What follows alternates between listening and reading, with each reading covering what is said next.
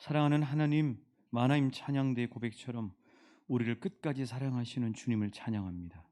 우리가 어떤 상황에서도 주님의 이 생생한 약속과 우리를 향한 변함없고 끝까지 가는 그 영원한 사랑을 바라보고 믿음으로 나아가는 우리 모두 되게 하여 주옵소서. 성령님 이 시간 말씀으로 충만하게 하시고 말씀 듣는 가운데 영생수를 맛보게 하시며 생수의 강이 우리 안에 들어오는, 그래서 나를 믿는 자는 그 배에서 생수의 강이 흘러나온다고 말씀하신 그 말씀의 역사를 경험하게 하여 주옵소서.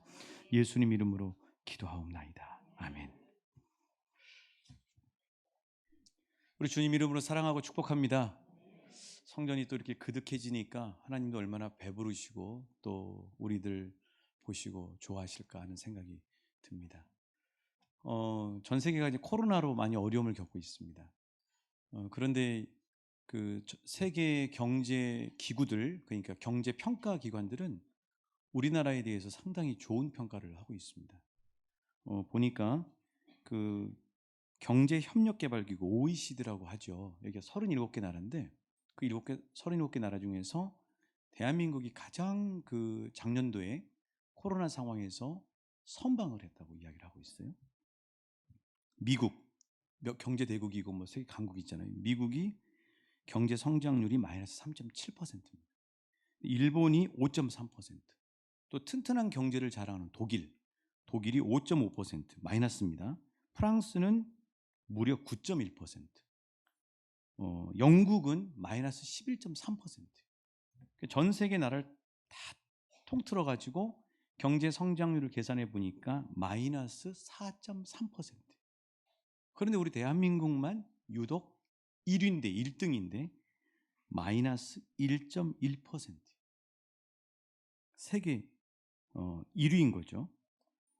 자, 여러분 어떻게 우리나라가 이렇게 코로나의 어려운 상황 속에서 선방할 수 있었을까요?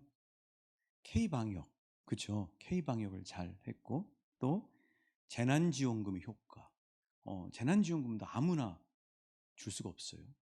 여러분 그 뉴스에서 일기예보를 해주는 나라가 전 세계에 많지 않습니다. 제가 알기로는요 불과 몇십 나라밖에 안 돼요. 우리가 뉴스로 일기예보를 들을 수 있다는 것은 놀라운 축복입니다.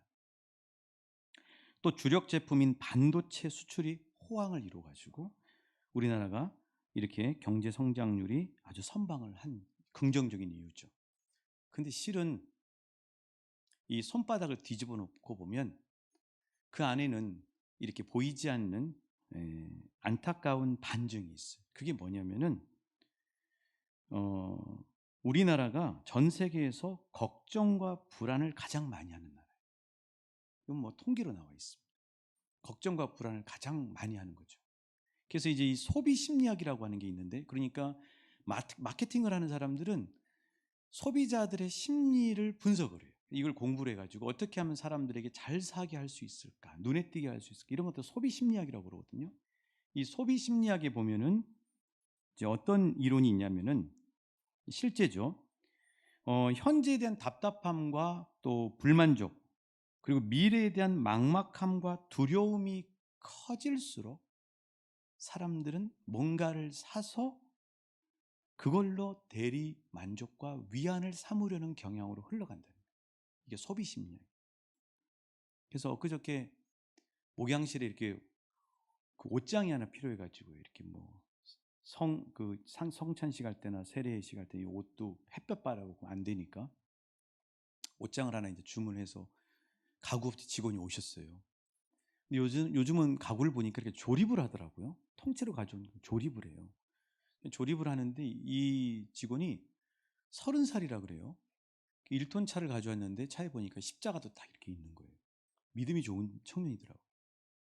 이 청년하고 이런저런 얘기를 하다가 뭐 가장 먼저 하는 얘기가 그거잖아요. 식사는 했냐고. 밥 먹을 시간이 없대. 요즘 밥 먹을 시간이 없대. 너무 바쁘대. 그러면서 아니 왜 이렇게 밥도 안 먹고 그렇게 일을 하냐고 드링크질 하나 이렇게 드리면서 그렇게 이야기를 했더니 이 직원이 하시는 얘기가 요즘요 목사님 요즘 사람들이 코로나로 어려우니까 뭘 자꾸 삽니다. 재택근무도 많지만 자꾸 집안에다 뭔가를 가구를 바꾸고 뭔가를 채워 넣어서 대리만족을 누리려고 하는 게 너무 많은 것 같아요. 자기가 막 이렇게 다녀보니까 그렇게 그런 것들을 느끼고 이야기를 한 거죠. 그래서 실은 한 걸음 더 깊이 들어가 보면은 이런 소비 심리 속에는 어떤 욕망이 감춰져 있냐면은요. 이걸 진단한 책이 있어요. 책 표지만 한번 보여드릴게요. 네, 이런 책인데요. 좀 제목이 잘 안 보이시죠? 자본주의 시대 욕망의 이면이에요. 욕망의 뒷면. 성종모라고 하는 분이 쓴 책인데 이분이 브라질 남미에서 목회도 하고 또 해방신학이라고 하는 걸 공부했어요. 해방신학이라고 하는 거를. 그런데 이분이 한마디로 이야기하기를 소비의 깊은 욕망은 실은 영적인 배고픔과 목마름의 표출이라는 거예요. 마치 우리가 이제 몸이 배가 고프면은 또 목마르면은 우리가 음식을 찾고 마실 물을 찾으시는 것처럼 실은 우리 사람은 몸만 돼 있는 게 아니고 영혼이 있거든요. 영혼. 이 세상에 여기 영혼 없는 분 계십니까? 다 영혼 계시죠? 몸만 배고픔과 또 이렇게 목마름을 느끼는 게 아니라 우리 영혼도 배고픔과 목마름을 느껴요. 근데 그거를 영적인 사람은 자신이 지금 육체 배고픔과 목마름인지 영적인 배고픔인과 목마름인지를 분별할 수 있는 영적 능력이 있어요. 그래서 그거를 잘 구분을 못하면은 뭔가를 자꾸 소유해서 그걸 가지고 채우려고 하는데 문제는 그렇게 해서 이제 채워지면 되는데 안 채워져요. 안 채워지면서 나타나는 게 뭐냐면 공허함이에요. 막 그 게임을 많이 하잖아요. 게임 많이 저는 안 해봐서 모르겠는데 게임 많이 하면 행복할 것 같아요. 그때는 재밌죠. 근데 할 거예요. 공허하고 건조되어 있고 이런 거죠. 그래서 그게 이제 원인을 못 찾으니까 계속 눈에 보이는 것들로 채우려고 하고 그거를로 영적 배고픔과 목마름을 채우려고 하다 보니까 안 되죠. 그러니까 집착이 되고 그래서 요즘 약값이 많이 올랐대요. 무슨 약값이 올랐냐면 마약값이 올랐대요. 요새 우리나라가 마약 청정국 중에 하나인데 뭐 웬만한 사람들이 마약을 손대는 사람들이 너무 많다. 왜 그래요? 엑스타시, 영적인 그 황홀감 이런 것들 통해서 그 영적인 내면의 공허함들을 채우려고 하는 거죠. 여러분의 내면은 요즘 어떠십니까? 여러분의 영혼은 배부르시고 계십니까? 배고프시고 계십니까? 혹시 요즘 나는 특히 코로나 상황을 겪으면서 더 많이 영적으로 배고프고 목마른 그래서 메말라가는 것들을 경험하시는 분이 있다면 하나님 주시는 오늘 이 에스겔서 47장의 말씀을 통해서 그 해답을 받으시고 그 풍성한 삶을 회복하시는 한 분 한 분 되시길 우리 주님의 마음으로 축복합니다. 자, 오늘 본문을 한번 보시겠어요? 자, 오늘 본문은 에스겔이 본 환상이에요. 그렇죠? 하나님이 에스겔을 끌고 가서 환상을 보여줍니다. 지금 에스겔은 어디에 있냐면 자기 나라에 있지 않아요. 바벨론이라고 하는 남의 나라에 가서 눈칫밥 먹고 있어요. 자, 그곳에 있는 에스겔 얼마나 공허하고 황량했겠어요. 힘들었겠어요. 삭막했겠어요. 정말 마음도 몸도 들녘과 같은 그런 상황이죠. 자, 그런 에스겔에게 하나님이 데리고 가셔서 환상을 보여주신 거예요. 자, 그럼 하나님이 에스겔 선지자를 성전으로 데려가셨는데 그 성전으로 데려가셔서 보여주신 환상이 어떤 환상인가요? 그림을 한번 보여드릴게요. 간단하게 그림 하나면 됩니다. 자, 저 그림 보시죠. 저 꼭대기에 성전이 있죠. 예, 저거는 실제 있는 성전이 아니고 하나님이 환상 가운데 보여주신 성전이에요. 저 성전의 이름이 뭐냐면 여호와 삼마예요. 여호와께서 거기 계시다 이런 뜻이죠. 자, 저 성전에서 뭐가 흘러나와요? 물이 흘러나오죠. 우리 불렀던 찬송가 210장처럼 주의 성전에서 물이 흘러나와 목마를 자 없으니 하고 하는 그 찬송의 가사처럼 성전에서 저 생수가 흘러나옵니다. 똥물이 아니고 죽은 물이 아니고 살아있는 물이잖아요. 저 물고기들과 주변이 풍성한 거 봐보세요. 놀라운 사실은요. 하나님의 에덴 동산에서 아담과 하와가 불순종해서 죄를 짓고 난 다음에 이 화영검으로 에덴 동산에 울타리를 치잖아요. 그래서 생명나무를 지키잖아요. 근데 하나님이 막지 않은 게 하나 있어요. 그게 뭐냐면 에덴 동산에서 발원해서 나오는 네 가지의 강을 단수시키자. 하나님의 은혜. 하나님은 여전히 속상하고 마음 아프시지만 주의 자녀들에게 생수를 공급하시고 계시는 거죠. 여러분의 가정에도, 여러분의 삶의 자리에도, 여러분이 가는 곳에도 여전히 천국 에덴 동산에서 흘러가고 있는, 우리를 살리는 생수가 흘러가고 있음을 믿으시고 그 물을 마음껏 마시는 저와 여러분 되시길 축복합니다. 생수가 성전에서 흘러나오는 거예요. 자, 그런데 2절 끝에 보시면요, 그 오른쪽에서 스며 나오더라 돼 있는데 우리 성경에 이렇게 번역이 되어 있지만 실은 히브리어 원어는 콸콸콸 용서슴처럼 나옵니다. 전 지하수를 많이 파봤기 때문에 알아요. 지하수가 딱 있는데 그걸 딱 그 맥을 잡아서 뚫으면요, 팍 튀어나옵니다. 제7광구에서 석유가 발견이 되면 석유의 시주선이 딱 정확하게 거기를 때리면 석유가 팍 튀어나옵니다. 왜냐하면 지하의 압력 때문에.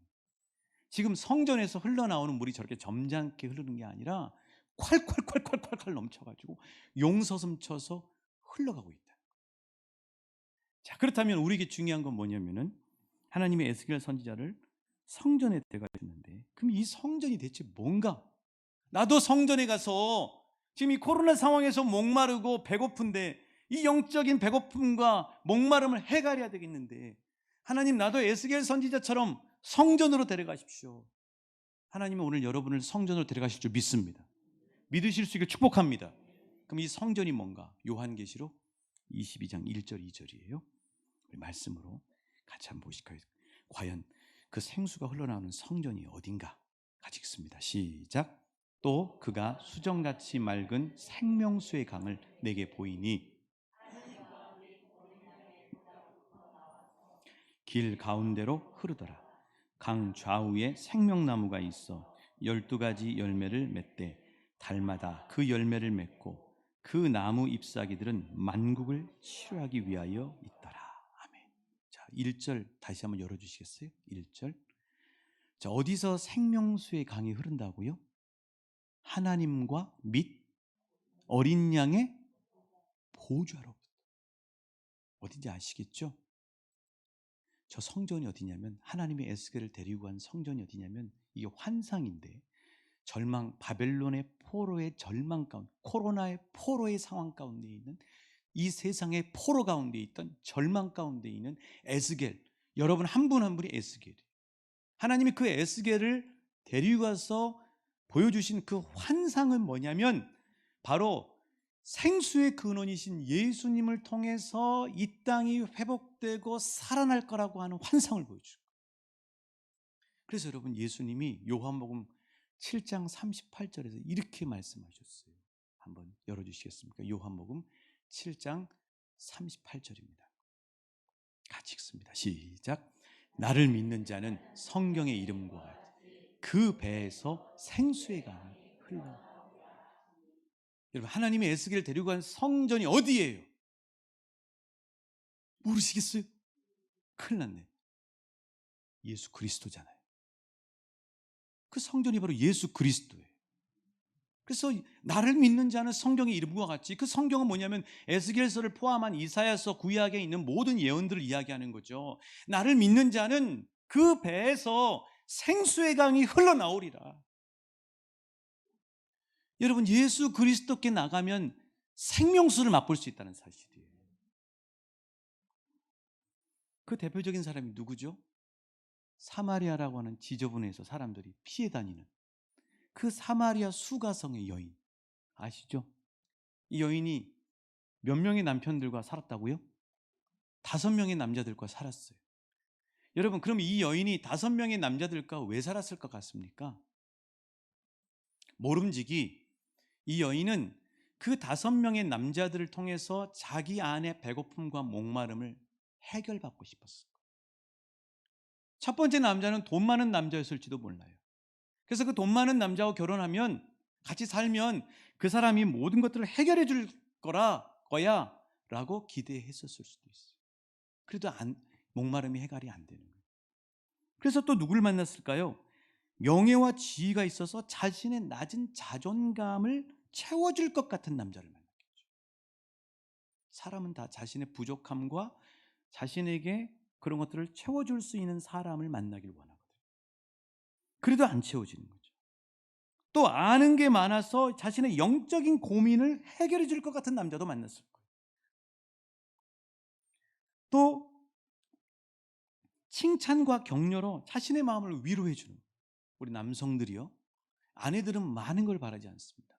아내들은요, 고마워요, 미안해요, 수고하고 있어요, 이것만 잘하셔도 집에서 사랑받습니다. 교회에서 가르쳐 드리잖아요. 어렵지 않아요. 맞습니까? 진짜 맞습니까? 아니, 대답을 안 하시면. 김은선 집사님 맞아요? 고마워, 잘 먹었어요, 늘 수고 많죠, 나하고 결혼해서 고생하느라고 미안해요, 뭐 이런, 뭐 여자들이 많은 거 원하는 거 아니거든요. 이 그 수가성의 여인은 그런 자신을 격려해주고 자신의 마음을 위로해줄, 말로 위로해줄 그런 남자를 만났는데도 해결되지 않았던 것 같아요. 그래서 아마 이 여인은 또 잘생기고 외모가 좋아서 자신을 만족시켜줄 것 같은 남자도 만났을지 몰라요. 그런데 안타깝게도 5명의 남자들을 다 만나봤지만 그 남자들을 통해서도 자신의 내면 안에서 어느 틈인가 정신을 차리고 캐치해보면 여전히 배고프고 뭔가 채워지지 않은 그 영적인 메마름과 공허함을 채움받을 수 없었어요. 그런데 이 여인이 누구를 만났을 때 그 영적인 배고픔과 목마름이 해결받을 수 있었죠? 그렇죠. 야곱의 우물에 가서, 그 역사적으로 유명한 야곱의 우물에 가서 맨날 길러도 채워지지 않던 것이 성경에서 이야기하는 참된 보좌요, 참된 능력이요, 생수의 샘이요, 생수의 능력이신 예수님을 만나니까 5 남자로도 채워지지 않았는데 예수님 한 분만으로 그의 영혼이 풍성하게 채움받고 해갈받는 이 놀라운 기쁨을 누리고 경험하고, 그래서 너무 좋아서 그 마을로 들어가서 내가 메시아를 만났다고 이야기했어요. 자, 예수님과 여인의 중요한 대화를 한번 보죠. 요한복음 4장 14절 15절입니다. 여인이 예수님을 만나서 어떻게 되는가? 우리 예수님의 말씀입니다. 먼저 시작. 내가 주는 물을 마시는 자는 영원히 목마르지 아니하리니 내가 주는 물을 그 속에서 영생하도록 솟아나는 샘물이 되리라. 여자가 이르되 주여 그런 물을 내게 주사 목마르지 않아 또 여기 물 기르러 오지도 않게 하옵소서. 아멘. 여러분, 예수님 앞에 나가면 이 세상 그 무엇으로도 채울 수 없고 해결할 수 없는 우리의 영적인 목마름과 허기짐을, 그리고 우리의 갈증을 풍성하게 해결받을 수 있다고 하는 사실이에요. 그래서 여러분, 이 에스겔을 하나님이 그 성전에 가까이 데려가니까 에스겔에게 어떤 은혜가 있습니까? 성전에서 흘러나오는 그 생수가 이렇게 흘러나오는데 처음에는 어디까지 차요? 발목에 찼죠. 그렇죠? 발목에서 첨벙첨벙 하다가 나중에는 무릎까지 차오르고 나중에는 허리까지 올라오더니 나중에는 헤엄쳐서 건너야 될 엄청난 양의 생수의 강 앞에, 강 속에 머리부터 발끝까지 푹 잠기는 은혜를 경험했다고 하는 사실이에요. 하나님은 우리에게 은혜를 주실 때 찔끔찔끔 뭐 발목이나 무릎이나 허리만큼 차는 그만큼 주시는 것이 아니라 이 에스겔 선지자가 푹 잠겼던 것처럼 우리 하나님은 우리에게 그 은혜의 영생수로 푹 잠기게 채워주시고 먹여주시고 해결해 주실 줄 믿습니다. 그래서 여러분, 예수님께 부지런히 나가셔야 돼요. 예수님께 나가셔야 해결받을 수 있어요.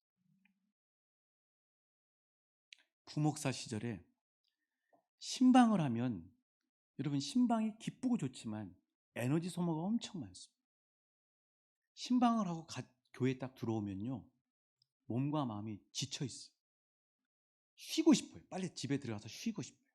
또 해야 될 일도 있잖아요. 그런데 그 상황에서 그 유혹을 이기고 기도실에 올라가서 주님 앞에 무릎을 꿇기 시작하면, 아니 무릎만 꿇기 시작하면 제 영혼이 해갈되고 채워지는 것들을 경험할 수 있어요. 그래서 여러분, 아무리 분주하게 다른 것 찾아가 봐야 내 마음의 공허함과 허기짐과 배고픔은 예수님 앞에 이 여인처럼 나가면 풍성하게 체험받는 역사를, 풍성하게 회복되는 역사를 우리 모두가 경험하게 될 줄 믿습니다. 이 사순절 기간에 더 예수님께 가까이 나가실 수 있게 축복합니다. 더 자주 나가실 수 있게 축복합니다. 더 깊이 푹 나가시길 축복합니다. 때로는 힘들면 주님, 나 좀 살려주세요. 살려주세요. 채워주세요. 주님은 반드시 우리에게 영생수로 채워주신다는 사실이에요. 두 번째로, 하나님은 이 에스겔 선지자를 성전에 데리고 갔다가 6절 7절에 보시면은 다른 곳으로 데려갑니다. 우리 6절 7절 같이 한번 읽어보실까요? 6절 7절입니다. 시작. 그가 내게 이르시되 인자야, 내가 이것을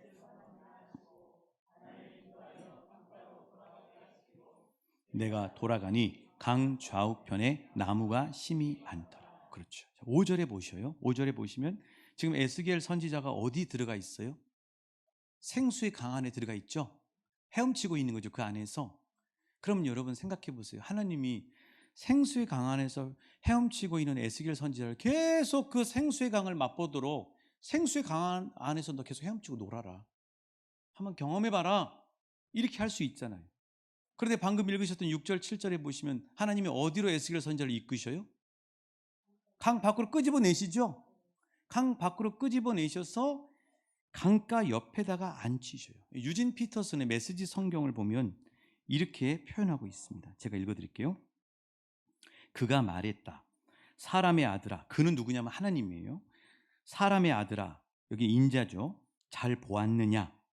그런 다음 그가 나를 다시 강가로 데리고 갔다. 강가에 앉아서 보니 강가 양편으로 많은 나무들이 늘어서 있었다. 자, 여러분, 하나님이 그 물속에 푹 잠겨있던 에스겔을 그대로 내버려 두시지 않고 끄집어내가지고 강가에 앉히신 거예요.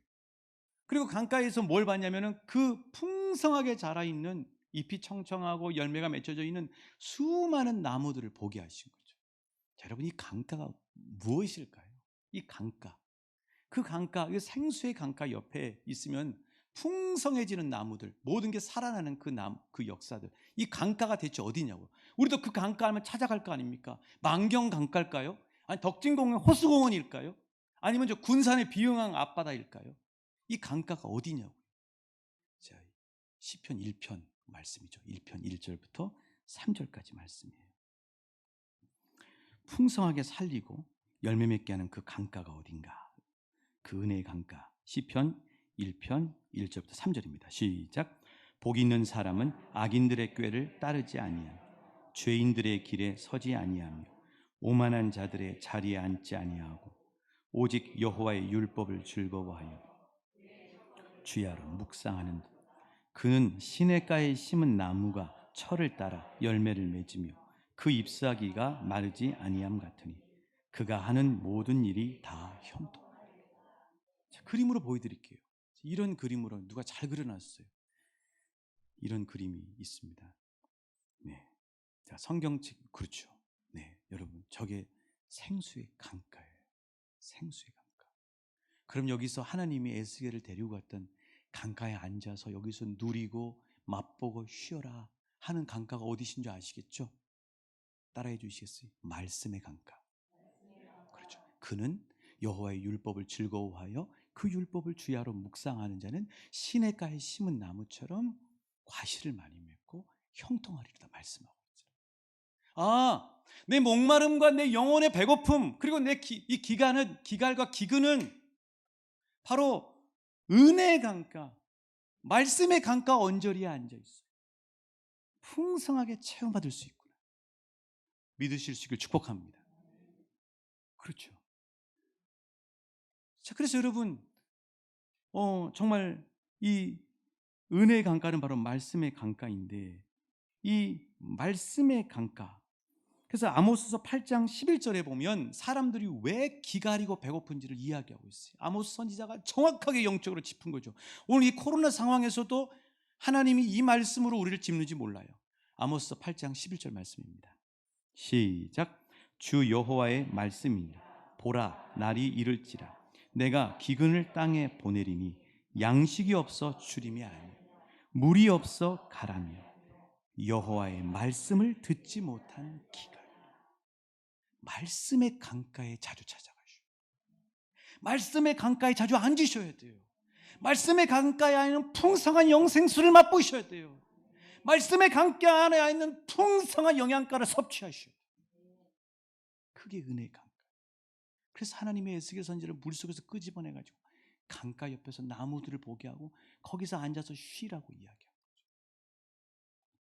마귀가요, 광야에서 40일 동안 식사도 못하시고 금식기도 하시는 예수님을 어떻게 유혹하신지 아세요? 너 이 돌덩이들, 여기 이 황량한 유대 광야에 있는 돌덩이들을 떡덩이 되게 해봐라 하고 시험을 합니다. 여러분, 마귀는 지금도요, 우리에게 실은 떡덩이처럼 보이지만 돌덩이예요. 돌덩이. 그 돌덩이를 가지고 예수님을 유혹한 것처럼, 예수님을 그쪽으로 쏠리게 한 것처럼 우리들을 그렇게 하는지도 몰라요. 혹시 우리가 뭐 좋아하는 뭐 주식의 강가, 주식의 강가 요새 많이 사람들이 가서 있잖아요. 그렇죠? 또 부동산의 강가, 노름의 강가 옆에 가는 건 없을까요? 알코올의 강가, 예수 믿는데도 여전히 알코올 가지고 해결하려고 하는, 세술에 취해야 되는데 예술에 취해, 세상 친구의 강가, 아니 우리 친구들이 많이 하는 게임의 강가. 그렇죠, 그 강가. 거기 아무리 기웃기웃 해봐야 마귀가 주는 돌덩어리인 거예요. 마귀가 돌덩어리로 예수님을 유혹하면서 먹이려고 하고 너 먹일 수 있다고 이야기했을 때 예수님이 뭐라고 말씀하셨죠? 신명기 8장에 있는 말씀을 그대로 인용하셨죠. 자, 마태복음 4장 4절 말씀입니다. 예수님은 이 세상의 유혹의 떡덩이로 우리를 세상의 강가에 머물게 하려고 그쪽으로 끌려고 할 때 예수님은 뭐라고 말씀하셨는가? 마태복음 4장 4절입니다. 시작. 예수께서 대답하여 이르시되 기록되었을 때 사람이 떡으로만 살 것이야 하나님의 입으로부터 나오는 모든 말씀으로 살 것이라 하였느니라 하시니. 그렇죠. 예수님을 유혹했던 마귀는 지금도 저와 여러분을 유혹해요. 트로트의 강가 앞에다 끌어놓을 수도 있고, 거기 가서 흔들면 스트레스가 다 풀리겠지. 아직 멀었어요. 아직 멀었어요. 참 맛을 느끼셔요.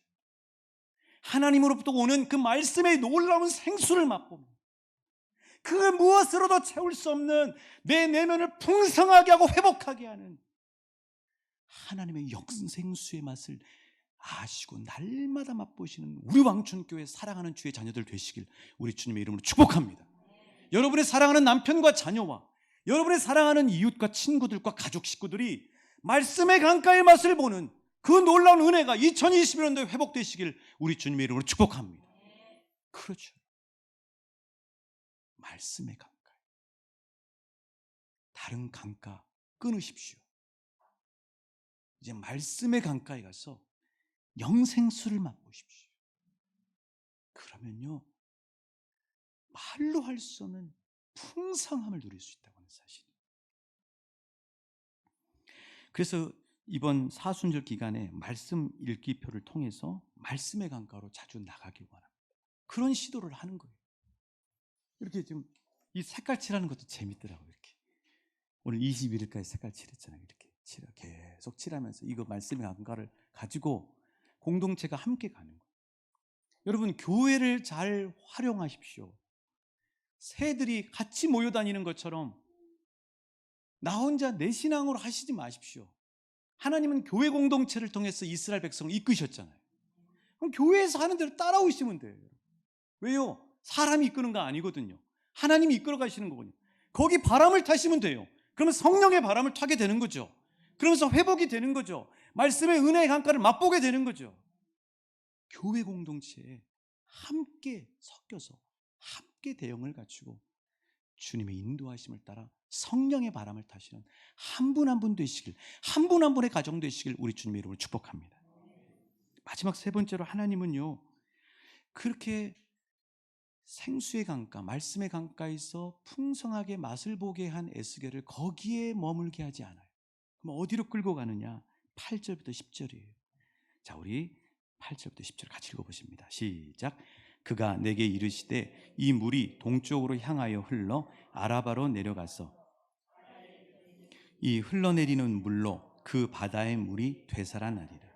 이 강물이 이르는 곳마다 번성하는 모든 생물이 살고 또 고기가 심이 많으리니 이 물이 흘러 들어가는으로 바닷물이 되살아나겠고 이 강이 이르는 각처의 모든 것이 살 것이며 또 이 강가에 어부가 살 것이니 엔게디에서부터 에네글라임까지 금을 치는 곳이 될 것이라. 그 고기가 각 종를 따라 큰 바다의 고기같이 심이 많으려니. 와, 그렇죠. 어디로 끌고 갑니까? 처음엔 성전으로 끌고 가셨어요. 그 예수 그리스도예요. 두 번째는 말씀의 강가, 생수의 강가로 하나님이 끌고 가셨어요. 세 번째는 거기 머물지 않는 거죠. 그럼 반쪽짜리 복음이에요. 그럼 어디로 끌고 가시느냐? 8절 보시겠어요? 아라바라고 보이셔요? 아라바? 아라바가 어디냐면 사해입니다. 사해. 제가 지도를 가져오려고 그랬는데 잊어버렸어요. 예루살렘에서 사해는요, 예루살렘은 높아요. 사해는 완전 저지대예요. 이 평균 땅 높이보다 더 낮습니다. 이 사해가 어떤 데예요? 소금이 너무 절여서 물고기가 한 마리도 살 수 없어요. 그러니까 생선 절이려면 사해다가 하시면 될 것 같아요. 물고기가 하나도 없는 거예요. 거기가, 사해가. 또 하나는 소돔과 고모라 아시죠? 불기둥, 그 불심판 받았던 소돔과 고모라가 이 아라바 사해 바닷가에 있어요. 지도로 보시면 정확하게 알 수 있어요. 지금 하나님이 에스겔 선지자를 그리 데리고 가신 거예요. 10절에 보시면 어부가 있죠. 강가의 어부. 그 어부가 누구냐면 저와 여러분이에요. 에스겔 선지자예요. 자, 그것으로 끌고 가는 거예요. 하나님이 이 놀라운 성소의 예수 그리스도의 영생수를 맛보고 헤엄칠 만큼 엄청나게 영생수를 맛보고 하신 다음에 말씀의 강가에서 그 맛을 보게 하신 다음에 어디로 끌고 가냐면은 죽음의 곳, 생명이 없는 곳, 아라바 사해로 에스겔 선지자를 끌고 가시는 거예요. 그런데 놀라운 사실은 그 죽음의 바다, 물고기도 없고 멸망받았던 소돔과 고모라의 그 송장 냄새가 펄펄 나고 멸망의 소리가 나는 그 소돔과 고모라 아라바 땅에 어떤 역사가 일어났다고요? 9절 말씀이에요. 이 강물이 이르는 곳마다 번성하는 모든 생물이 살고 또 고기가 심이 많으리니 이 물이 흘러들어가므로 바닷물이 되살아나겠고 이 강이 이르는 각처의 모든 것이 살 것입니다. 이 강물, 하나님의 은혜의 강물, 생수의 강물, 영생의 강물이 흘러가는 곳마다 죽었던 데가 살아나는 역사가 일어나게 된다고 하는 사실이에요. 이 땅에 있는 모든 영혼들도 하나님으로부터 예수님으로부터 흘러나오는 영생수가 들어가기 시작하면 그 영혼들은 다 살아나게 돼 있어요. 우리의 가정이 여러 가지 세상의 공격과 세상의 유혹으로부터 우리 가정이 목말라 있습니까? 우리의 가정에 하나님의 은혜의 생수가 흘러가길 주님의 이름으로 축복합니다. 우리의 마을에 하나님의 은혜의 생수가 들어가길 축복합니다. 가면갈수록 하나님하고 멀어지려고 하는 이 대한민국 땅 가운데 개펄과 진펄이 아니라 은혜의 강수가 다시 흘러서 우리 조국이 예수님 오시는 그날까지 주님 앞에 쓰임받는 제사장 나라가 되기를 깨어서 기도해야 될 줄 믿습니다. 그 은혜의 강가, 그 생수가 죽음의 바다에 들어갑니다. 여러분 주변의 사회는 어디입니까? 전혀 예수님을 몰라 죄의 뚝이 가로막고 있는 안 믿는 형제와 친지와 친구들의 가정이 쌓일 수 있어요. 소위 세상물만 가득한 친구들이 사회에 머물고 있을 수도 있어요. 오늘 우리가 가장 많은 시간을 몸담고 있는 우리의 직장이 경쟁과 미움과 불화에 쌓일 수 있어요. 아니, 우리의 터전인 마을이 우상과 미신에 쌓일 수 있어요. 이 아프리카에서 말라리아를 지금 퇴치하려고 애를 쓰는데, 이 아프리카 분들이 말라리아에 걸린 이유는 이겁니다. 사진으로 보여드릴게요. 우리가 코로나가 끝나서 아프리카에 가서 한병주 집사님과 그 지하수를 좀 파드리면 좋겠어요. 저 물 보십시오. 여러분, 저 물 잘 보이실지 모르겠는데 저 물 지저분한 물입니다. 구정물이에요. 여기 지금 삼례 딸기밭에 있는 그 물 흐르는 물 있죠? 물고기가 한 마리도 안 살아요. 죽은 물이에요. 죽은 물. 저런 물을 먹고 있는 거죠. 근데 저런 물을 먹으면 어떻게 되냐? 저 물 안에 말라리아 바이러스가 그 안에 기생하고 있는 거죠. 그래서 나중에는 발에서 이렇게 빼요. 저는 실인 줄 알았습니다. 저거 여러분 기니아라고 하는 기생충. 저게 물 먹고 그 물 안에 있는 게 몸 안에 들어와서 자란 거예요. 그래요, 여러분. 죽음의 물. 여러분 물이 좋아야 된다고 그러잖아요. 아, 물 좋다. 저기 물 좋다. 아, 저것은 참 물이 좋다. 뭐 그런 얘기 하잖아요. 그렇습니다. 물이 좋아야 돼요. 살리는 물이 무엇냐고요? 바로 주님으로부터 흘러나오는 영생수예요. 생수의 강이 우리를 살릴 수가 있어요, 여러분. 그래서 이 생수의 강이 우리가 몸담고 있는 우리 주변의 사회에 하나님이 흘려보내시려고 우리를 강가의 업으로 부르신 거예요. 여러분 월급만 받으려고 그곳 하나님 부르신 게 아니라, 먹고 살려고 그곳에 부르신 것이 아니라 그것을 살리시기를 원하셨어. 하나님이 이 세상을 모두를 사랑하신, 이처럼 사랑하신 하나님, 그것을, 그 아라바와 강가하고 사이 같은 그곳을 살리기 위해서 저와 여러분을 업으로 부르신 거예요. 저와 여러분은 복음으로 부름받은 업으라고 하는 사실이에요. 그곳에 우리가 그들을 살리고 그곳을 살리는 바로 생수의 강을 흘려보내셔야 돼요. 뭐 어떻게 흘려보내느냐? 이거는요, 기술이 필요해요. 그냥 흘려보내시면 안 돼요. 왜요? 세상이 악해졌기 때문에. 또 하나는 영적인 생수가 흐르려고 그러면 반드시 우리의 대적인 사탄 마귀가 공격해요. 사탄 마귀가 방해한다고. 그럼 그것을 까부수고 그 가로막고 또 마음을 닫고 있는 그곳에, 그 사회에 어떻게 하면 살리는 영생수를 공급할 수 있는가? 거기에는요, 기술이 필요해요. 마치 우리 아이가 감기에 걸렸을 때 감기약이나 해열제를 먹이려면 어떻게 해야 돼요?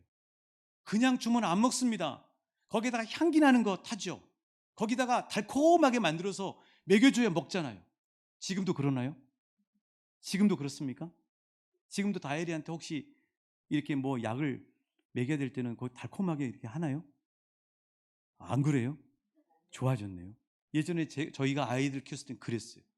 자, 그런 것처럼 이 세상에 죄로 병들어 있는 사람들에게 복음이라고 하는 약을 먹이려면 거기다가 향기를 타야 돼요. 달콤하게 맛을 내야 된다고요. 그게 뭐냐고요? 사랑과 섬김과 능력이. 여러분의 사랑의 그릇에다가 생수, 영생수를 타서 드려야 돼요. 그게 구체적으로 뭐냐고요? 여러분이 여러분 주변에 있는 피곤해하고 있는 이들에게 건네고 감사의 마음으로 전하는 커피 한 잔의 그릇, 드링크제 안에 그 사랑의 용기라고 하는 그 안에 우리가 건네면서 그 안에 영생수가 들어가서 전달이 돼요. 섬김이라고 하는 파이프가 필요해요. 섬김, 친절한 부드러움, 밝은 미소, 격려해주고 칭찬해주는 그 섬김이라고 하는 파이프를 통해서 상대방에게 해줘야 그에게 나도 모르게 어느새 복음이 들어가서 그가 물들게 되는 거죠. 뿐만 아니라 그것만으로는 안 돼요. 기도 많이 하셔서 예수님이 여러분의 직장과 여러분 주변에 있는 사회에서 능력을 보여주셔야 돼요. 능력의 번개불이 되어야 돼요. 그래야 사탄 마귀가 도망가고 떨어지는 역사가 일어나게 되는 것이죠.